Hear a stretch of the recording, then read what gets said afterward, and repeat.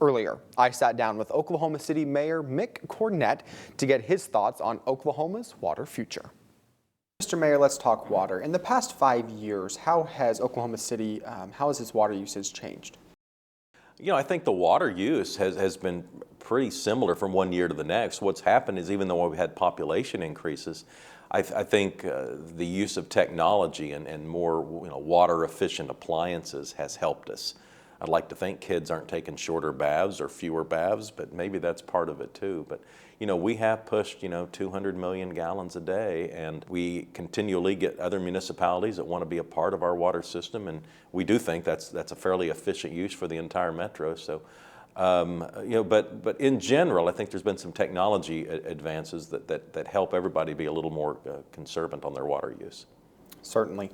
Looking forward, Oklahoma City is officially out of the drought. Lake Hefner's up to normal levels now.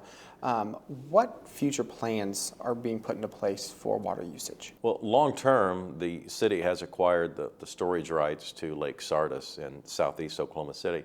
And long term, the Oklahoma City Water Utility Trust, which kind of controls and operates water for Metro Oklahoma City, would like to build an additional water line that connects the Lake Atoka area with Oklahoma City. Right now, we have been surviving and thriving on about a 50-year investment that our previous generation made to making sure that the metro had plenty of water. And if we're going to take care of the people that live in this state in the second half of the 21st century, we're going to need to build another water line. And so we're already taking steps to try and ensure the funding of that. And eventually that'll happen. It'll probably happen in our lifetime. I don't know if our working lifetime, but it'll probably happen in our lifetime. Governor Fallon signed Senate Bill 965, which gives more representation across the state for water. What is that going to do to the city's water use?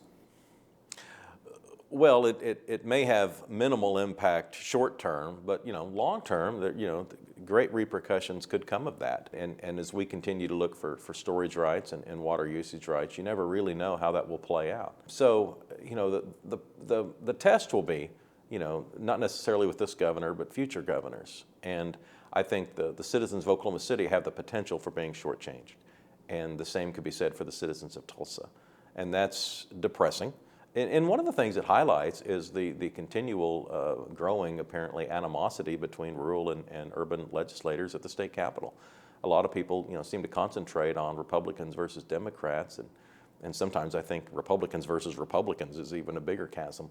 But the urban-rural divide is disappointing too. I think it's unnecessary. We live in a very partisan or nonpartisan environment at city halls, and that's usually the case in city after city and town after town. And so for a municipal leader, regardless of the size, to look at the state legislature and see them divide up and develop petty side-by-side casting is not something I think is in the best interest of the state. Oklahoma City and Tulsa are driving the state's economy, and that needs to be recognized by both urban and rural legislators. And I think we act responsibly, and I hope the rural municipalities and rural residents would do so as well. All right, Mr. Mayor, thank you so much. You bet.